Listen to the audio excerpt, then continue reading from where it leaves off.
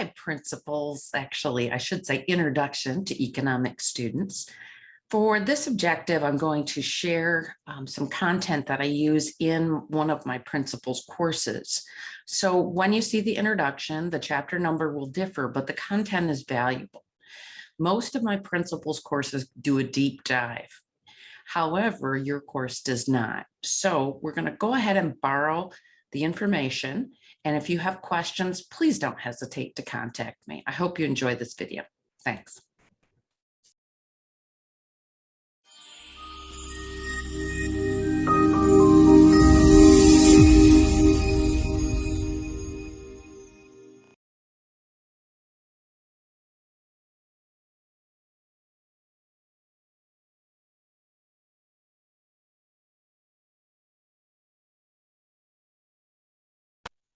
Hi, and welcome to Chapter 29, Learning Objective 2. I know 1 was really short, 2 is actually even shorter.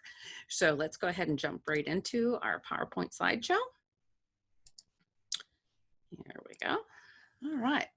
So in this objective, we're going to list and describe the 3 functions of money. So this is a great test question. I always like this one.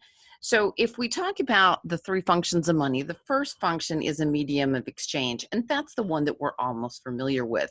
So if you want to buy a good, you're going to exchange some money for that good. So that's our medium of exchange.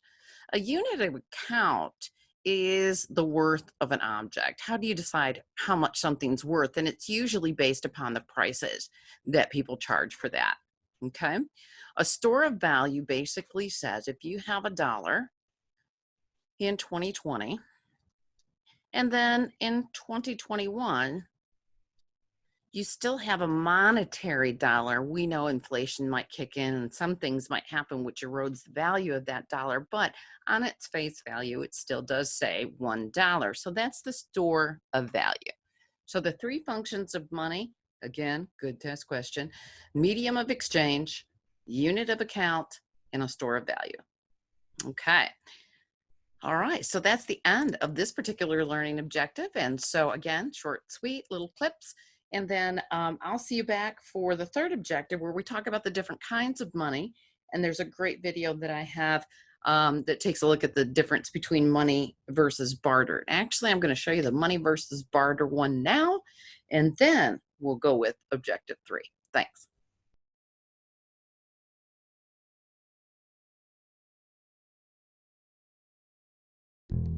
In a very simple economy with very few goods, people can barter. But when the economy grows, barter trade becomes ineffective. Let me explain this with a simple example. There was a small village by the river. At first, there were only 2 families. One of them bred rabbits, and the other grew wheat. To diversify their diet, they traded with each other. They agreed that 1 bag of wheat would be exchangeable for 1 rabbit. After some time, other families began to settle in the village. Every family produced something else. Some of them produced clothes, others fished, and still others bred cattle. Over time, there were many goods and services.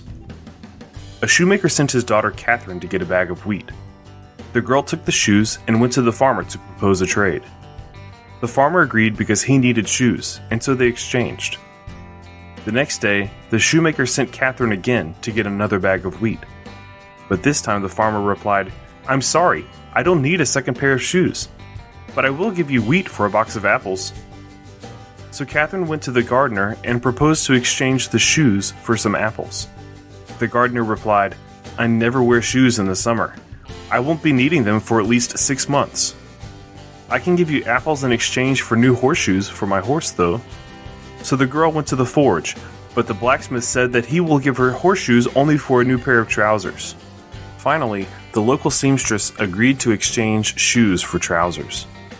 Unfortunately, this wasn't the end. It took Catherine half a day to find someone who needed shoes, but it took another half a day to finally get the wheat that she wanted. It's a little hard to do shopping this way, isn't it? Barter trade is ineffective and time-consuming. People need something that can be used as a medium of exchange, something everyone can accept. They needed money. Money has specific properties.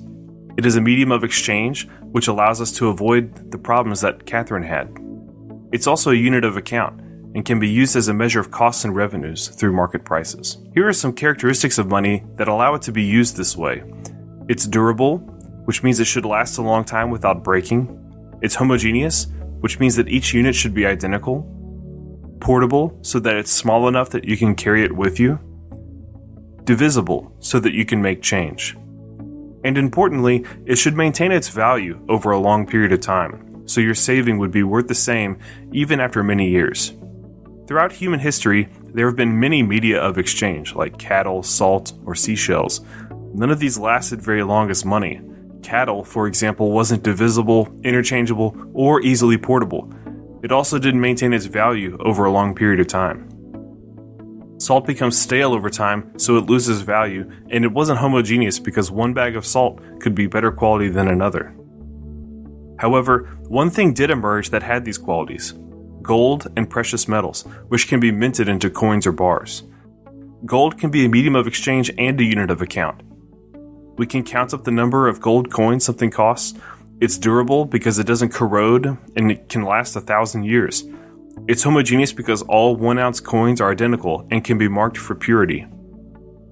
Coins are portable too, so a lot of purchasing power can fit in one's pocket. It's divisible because the coins can be different weights. And what's most important, gold has been a very stable store of value because its quantity is limited by nature.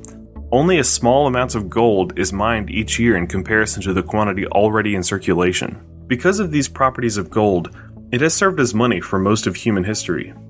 In modern times, however, the whole world has abandoned the gold standard. We'll see the consequences of this in the next videos. Please subscribe.